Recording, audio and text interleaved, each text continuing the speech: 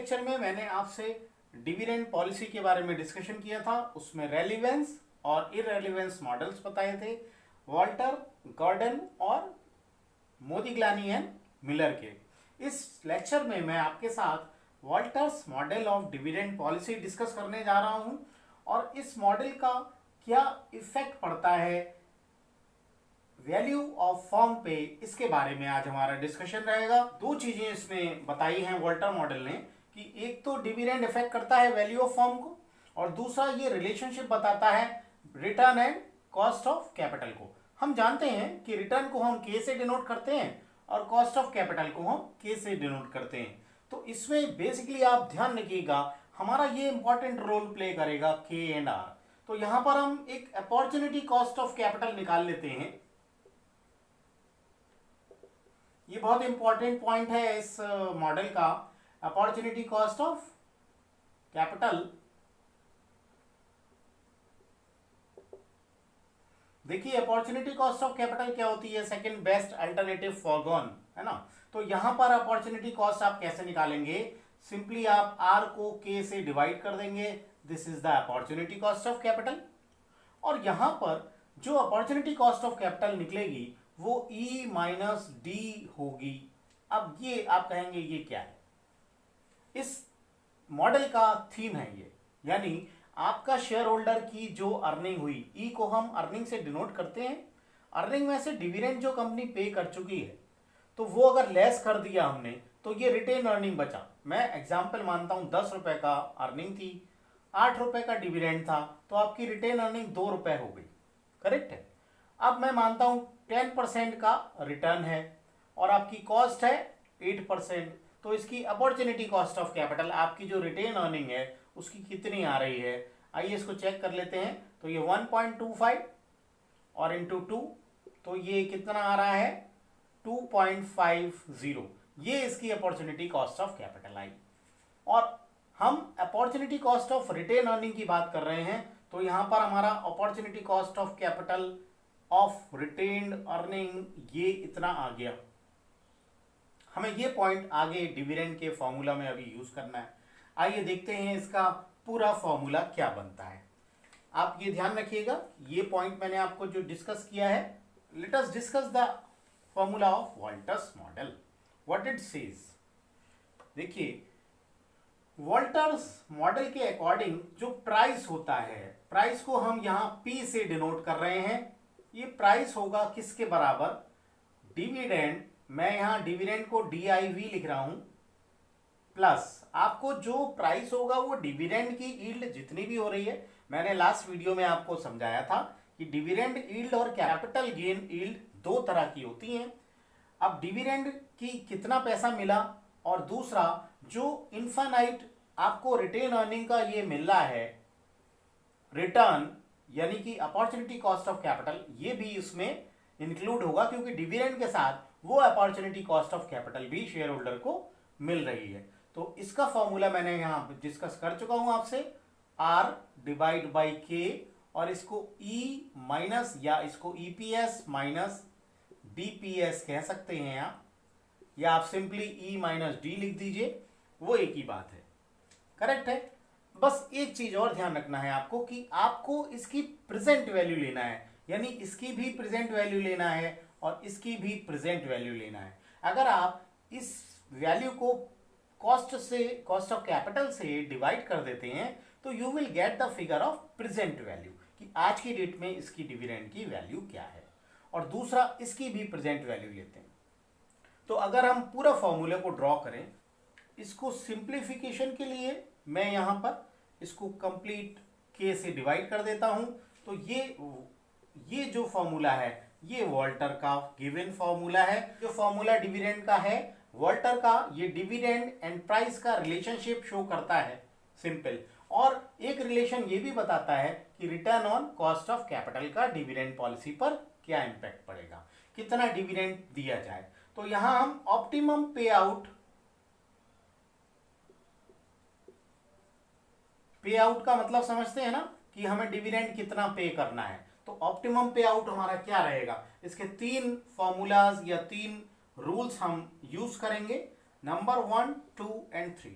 First rule रहेगा आपका when, क्योंकि मैंने बताया है रिटर्न का और कैपिटल कॉस्ट ऑफ कैपिटल का रिलेशन है, तो व्हेन आर मोर देन के, अगर आपका रिटर्न कॉस्ट ऑफ कैपिटल से ज्यादा है, इसका मतलब आपकी ग्रोथ फर्म है। ग्रोथ फर्म्स के केस में जहां रिटर्न कॉस्ट ऑफ कैपिटल से ज्यादा होगा वहां पे आउट 0 होगा, तब आपकी प्राइस मैक्सिमाइज हो जाएगा। सारी अर्निंग को आप रिटेन कर लेंगे, पे आउट 0 हो जाएगा, तो प्राइस आपका मैक्सिमम हो जाएगा। ये ऑप्टिमम पे आउट रेशियो तब रहेगा जब return is greater than cost of capital. अब मान लेते हैं व्हेन आर लेस देन के, तो ये आपका डिक्लाइनिंग फर्म है। अभी मैं आपसे बहुत जल्दी एक क्वेश्चन करवाने वाला हूं इससे रिलेटेड, जो कि बहुत सिंपल क्वेश्चन होगा। अगर आपको एक बार ये क्लियर हो जाएगा तो क्वेश्चन इज सो सिंपल। तो r माइनस के है, अगर r लेस देन के है, return less than cost of capital है, तो डिक्लाइनिंग फर्म का केस हो गया और इसमें 100% पे आउट रहेगा, यानी कि नो रिटेन्ड अर्निंग।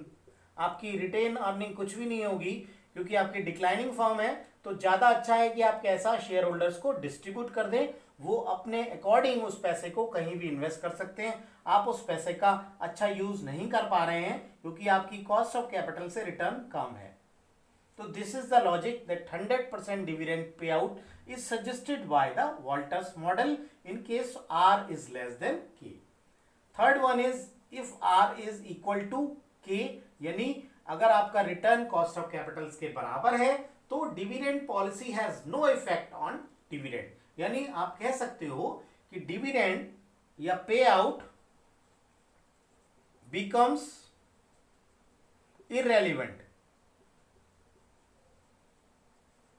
आपका जो डिविडेंड का पे आउट रेशियो है वो इररेलेवेंट हो जाएगा, मार्केट प्राइस से उसका कोई रिलेशन नहीं होगा। आप चाहो तो डिविडेंड दीजिए, चाहे तो ना दीजिए।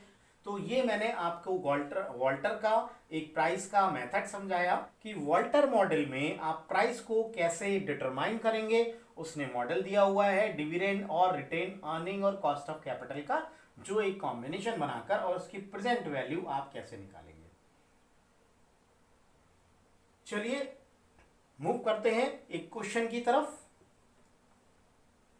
क्वेश्चन है, बहुत शॉर्ट में मैं क्वेश्चन लिख दे रहा हूं। कंपनी अर्न्स ₹5 पर शेयर, ये अर्निंग है, और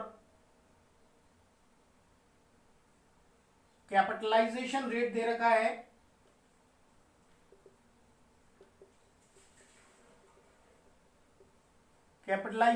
रखा है आपको 10% का। फिर रिटर्न का रेट दे रखा है,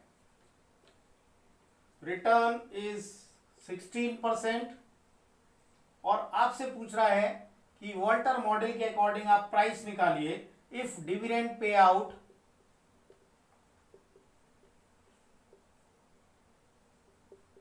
इज 50%। अगर आपका डिविडेंड पे आउट 50% है तब आपका प्राइस क्या होगा ये पूछ रहा है। और इस केस में व्हाट इज द मैक्सिमम पे आउट। मैक्सिमम की जगह यहां पूछ रहा है व्हाट इज द ऑप्टिमम पे आउट। ये दो क्वेश्चंस आपसे पूछ रहा है, फर्स्ट एंड सेकंड। आइए इसको डिस्कस कर लेते हैं कि ऑप्टिमम पे आउट क्या होगा। हम जानते हैं वॉल्टर का मॉडल है P is equal to D plus R upon K और earning minus dividend whole divided by cost of capital. आइए इस क्वेश्चन को देखते हैं, जहां पर ये आपको डिविडेंड निकालना है। तो डिविडेंड क्या होगा कि पे आउट 50% है अर्निंग का, तो अर्निंग 5 रुपीज और 50% इसका डिविडेंड पे आउट हो गया, तो डिविडेंड आया 2.50, ₹2.5 का आप डिविडेंड दे रहे हैं। प्लस आर क्या आ गया, रिटर्न आपका दिया हुआ है, देखिए रिटर्न इज 16%। 16% का मतलब 0.16 होता है, और कॉस्ट ऑफ कैपिटल दी हुई है आपकी, ये दिया हुआ है कैपिटलाइजेशन रेट 10%, तो 10 हो गया। अर्निंग आपकी दी हुई है 5 रुपीज़ की और आपका जो पे आउट है या डिविडेंड है वो 50% का है, तो 2.5 आया। ये 2.5 आपका सेम रहेगा। अब इसको डिवाइड किससे करना है माय डियर? डिवाइड आप करेंगे आपसे कैट कॉस्ट ऑफ कैपिटल से, विच इज 0.10। आइए इसको सॉल्व कर लेते हैं। तो P इसके अकॉर्डिंग क्या आ रहा है? 2.5 हम अभी नहीं टच कर रहे, प्लस करेंगे, इसको डिवाइड करेंगे आप तो कितना आ रहा है? पॉइंट से पॉइंट कट गया तो 1.6 आ रहा है, और इंटू कर देंगे आप तो ये 2.5 आ रहा है, डिवाइड बाई 0.10 आ रहा है। अब आप क्या करेंगे? 2.5 प्लस ये आप मल्टीप्लाई करेंगे तो कितना आ रहा है? 4 रुपीज़ आ रहा है, और डिवाइड बाई 0.10 कितना आ रहा है आंसर? 6.5 डिवाइड बाई 0.10, आपका आंसर आ रहा है 65 रुपीज़। ये प्राइस आ गया आपका। तो वॉल्टर के मॉडल में आपका जो प्राइस आया वो 65 आया जब आपका डिविडेंड पे आउट 50% है, करेक्ट। आइए देखते हैं इसका सेकंड पार्ट जो बताता है व्हाट इज द ऑप्टिमम पे आउट रेशियो। आपको ध्यान होगा मैंने पे आउट बताया था कि ग्रोथ फर्म, डिक्लाइनिंग फर्म और नॉर्मल फर्म के केस में इस क्वेश्चन में हमें रिटर्न दिया हुआ है 16% और कॉस्ट ऑफ कैपिटल 10% है, तो R is more than K। इसका मतलब ये ग्रोथ फर्म का एग्जाम्पल है। तो ग्रोथ फर्म के केस में हमने देखा था कि अगर हम जीरो पे आउट रखेंगे तो हमारा प्राइस जो है ऑप्टिमम होगा। Let us check it if it is assumed as zero. तब देखते हैं प्राइस क्या आ रहा है। देखिए अब यहाँ पे आउट में सपोज 0% कर दे रहा हूँ, करेक्ट। ये 50 ना करके अब ये 0% मैं मान के देखता हूँ। आइए देखते हैं। डिविडेंड 0, इसका मतलब यहाँ पर नील हो गया, कुछ भी नहीं आना, प्लस आ तो आपका वही था 16% अपॉन 10% ये रिटर्न, और ई आपका 5 रुपीज़ था माइनस 0 हो गया, यहाँ पर ये 0 ही ले लेते हैं। यहाँ पर प्राइस 0 प्लस 1.6, ये डिवाइड करके 1.6 आया, और इंटू 5 माइनस 0 5 अपॉन 10। अब यहाँ कितना आ रहा है? ये आ रहा है 8 प्लस डिवाइड बाई 10 का मतलब 0.10 है ये। अब इसको 0.10 से आप जब डिवाइड करेंगे तो आंसर आ रहा है आपका 80 रुपीज़, यानी इस केस में आपका प्राइस 80 हो जाएगा। जबकि ये प्रीवियस अभी जो मैंने डिस्कस किया था उसमें 65 आ रहा था, और अब आपका ये प्राइस 80 हो गया क्योंकि आपने जो पे आउट रखा वो 0 रखा, और ऑप्टिमम जो प्राइस होगा वो तब होगा जब आपका डिविडेंड 0 डिस्ट्रीब्यूट करोगे आप। तो I hope this is clear to you. और हाँ, अगले लेक्चर में मैं आपको गॉर्डन मॉडल के बारे में डिस्कशन करूंगा। Thank you very much.